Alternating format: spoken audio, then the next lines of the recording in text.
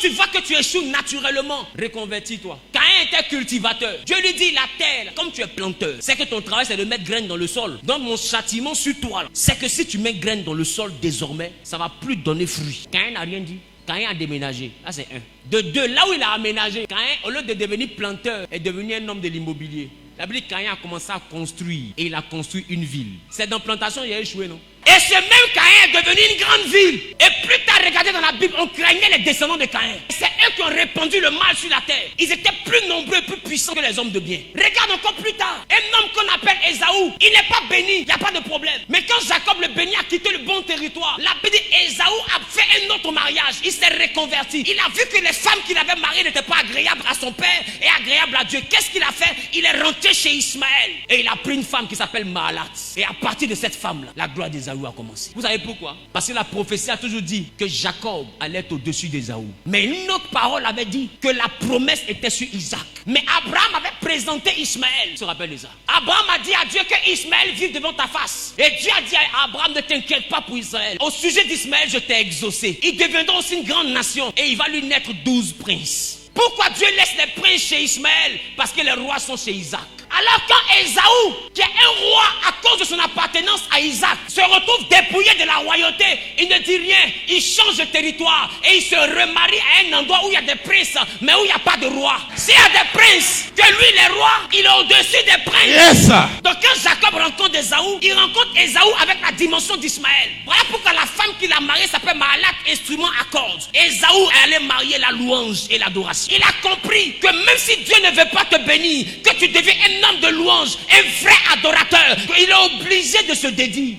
La reconversion. Des fois tu te tues pour un domaine qui n'est pas ton domaine. Des fois tu t'évertues à devenir policier et tu échoues lamentablement. Et au lieu de te reconvertir, de te rediriger ailleurs, de te repentir, c'est-à-dire changer de direction, tu commences à mettre le feu sur ta tante parce que tu as la preuve qu'elle est sorcière. Bon, elle est sorcière, elle-même sait qu'elle est sorcière, mais ton échec là c'est pas elle. Parce que j'ai envie de te dire, quand tu es dans un chemin, mais tu es sur un chemin, mais dans un domaine dans lequel Dieu n'a pas prévu te bénir, tu échoues naturellement. L'échec devient naturel. Donc, les sorciers, il faut les laisser se reposer. Ils ont besoin de souffler un peu dans ta vie chrétienne. Parce que tu es sur eux. Tu es vraiment sur eux. Vous savez que des fois, ils t'attaquent. En réalité, ce n'est pas pour te détruire, c'est pour se défendre. Parce que même sans dire, il n'est pas fort, tu me gifles là, au moins, il a essayé de te toucher, au moins. Vrai ou faux? C'est vous-même qui les appelez dans votre vie. À partir d'aujourd'hui, commence d'abord à te remettre en cause. Si le mur n'est pas fissuré, le lézard n'y habite pas. C'est pas le sorcier le problème, c'est l'état de ton mur le problème. Les lézards rentrent là où il y a une ouverture. S'il n'y a pas d'ouverture chez moi, il n'y a pas de souris chez moi. Les nuisibles rentrent là où il y a une ouverture. Donc le plus important, c'est pas le nuisible.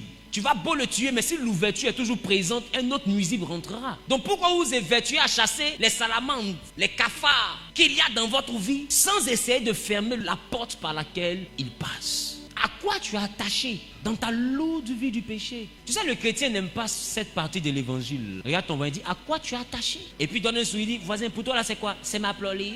Écoute-moi, ce à quoi tu t'attaches, c'est ce qui te retient. Si tu t'attaches à ce poteau là, c'est pas moyen de te retenir si tu veux courir. Qu'est-ce qui va te retenir? Le poteau. Ce à quoi tu t'attaches, c'est ce qui te retient. C'est ça. À quoi tu es attaché? Qu'est-ce que Dieu te demande de ne pas faire, mais que tu fais avec joie? Pour d'autres ici, c'est l'alcool. C'est vrai que la Bible n'interdit pas l'alcool. Mais des fois, dans ton alliance, Dieu ne veut pas que toi, tu puisses boire. Mais pendant que lui ne veut pas que toi, tu puisses boire, c'est quand tu bois vin même que le vent te souffle. Est-ce que je parle à quelqu'un? Donc tu dis, je suis chrétien, je ne peux pas boire beaucoup de verre, donc je bois un verre par jour. Mais un verre là, on dit la Coupe du Monde. Écoute-moi, tout le monde sauf toi. Il faut découvrir le sauf. Parce que notre Dieu est un Dieu de principe. Ce qui fait un homme de principe, c'est ce qui ne nous permet pas de dépasser. Si je suis une personne de principe, c'est que mes principes t'interdisent un certain accès. Quand je n'ai pas d'accès à t'interdire, c'est que je ne suis pas un homme de principe. Mais si je suis un homme de principe, je vais te dire, dans ma maison ici, là, ce fauteuil, là, on ne s'assoit pas dessus. Ce sont les principes. Les principes sont des ordonnances claires qui nous interdisent des choses de manière claire. Maintenant, toi, tu marches avec un Dieu de principe, mais bizarrement, il n'y a pas d'interdit. Il y a un problème. Moi je dis ce qui fait le spirituel, c'est le totem. Si tu veux appeler ça l'alliance, si tu veux appeler ça interdit, si tu veux appeler ça totem, mais il y a quelque chose que Dieu ne veut pas que toi tu puisses faire. Même si ton voisin fait, toi tu ne le feras pas. Je peux me choquer quelqu'un. Il y a des femmes, même peut-être Dieu même te veut même pas avec des artifices sur toi. Ça peut être ton alliance. Donc toutes tes camarades vont mettre faux ongles, elles auront pisse. Je reprends. Toutes tes camarades vont mettre faux cils, elles auront pisse. Mais toi tu mets faux ongles, faux cils. Non seulement personne ne dit pisse, mais c'est Marie de nuit qui vient. Il fait jour dans ta vie, on dit il fait nuit. On ne te voit pas. Ma chérie, laisse tomber. Des fois, il y a une mode qui ne va pas avec toi. Reconvertis-toi. La reconversion dans tous les domaines. Reconvertis même ton style vestimentaire. Tu n'es pas obligé de montrer ton corps pour être belle. Change ta mentalité. C'est ça la reconversion. Il dit soyez transformés par le renouvellement de l'intelligence. Ça ne veut pas dire que tu es bête. Ça veut dire que ton intelligence doit avoir une mise à jour. Il faut faire une mise à jour. Parce que les appareils qui ne sont pas à jour, la bug. Paye iPhone, ne fais pas mise à jour. Le téléphone se plante, il devient sauvage. Tu veux que le téléphone marche? Fais mise à jour. Non, où tu es là, actualise-toi. On ne change pas l'équipe qui gagne, mais une équipe qui perd quand même. Il faut changer. Il faut changer. Reconversion, dis avec ma reconversion. Ça va depuis tes activités jusqu'à ta mentalité. Reconvertis-toi, tu ne peux jamais devenir riche. Si tu passes ton temps à bouffer 90 000 dans tes 100 000. Et puis après tu dis non, il y a un esprit de même percée. Et quand tu fabriques un démon que le ciel ne reconnaît pas, esprit de même percée, creusement de paume. Il y a un moment qui m'a dit ça pendant un direct. Papa, je sens qu'il y a un esprit de creusement de paume. Hey! Creusement de paume. Parce qu'elle a cherché son démon et elle dit non. C'est un esprit de creuseur de paume. Mais les gars, avec beaucoup plus de sérieux. Ce que vous appelez le dévoreur, il ne sait pas où il met mon argent. Tu es sûr que quand tu t'assois bien, assieds-toi bien. Quand tu t'assois bien, tu es sûr que tu sais où tu mets ton argent. Les 8 go là. Les transports là, c'est quoi? C'est au ciel, ça quitte. Tu es sûr que tu sais où tu mets ton argent. Les transports, tu payes. Les shawarma, tu donnes aux gens. Les faux ongs, tu payes là. Tu sais où ton argent va. Attends, elle te dit encore. Ma soeur, tous tes cheveux. Tu es sûr que tu sais où tu mets ton argent. Regarde tes doigts.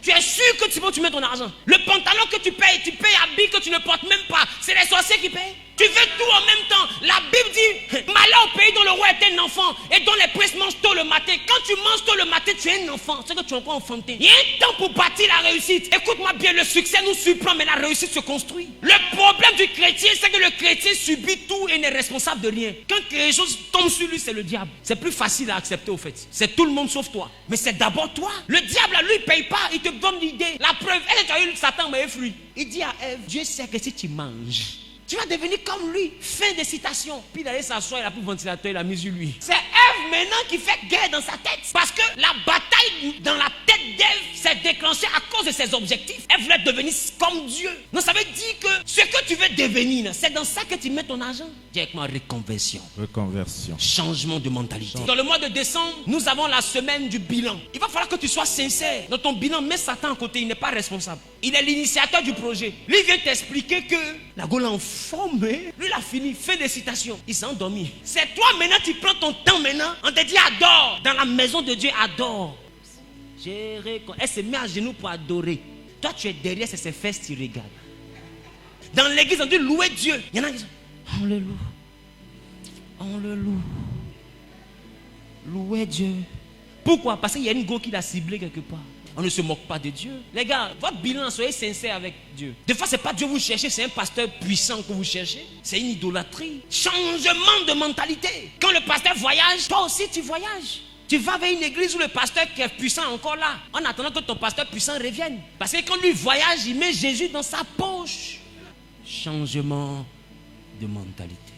Des fois, tu échoues naturellement parce que ton mindset n'a pas bougé. Eh bien, t'es pas l'anglais. Qui veut changer de mentalité? Pour changer de mentalité, il y a des gens que tu dois chasser.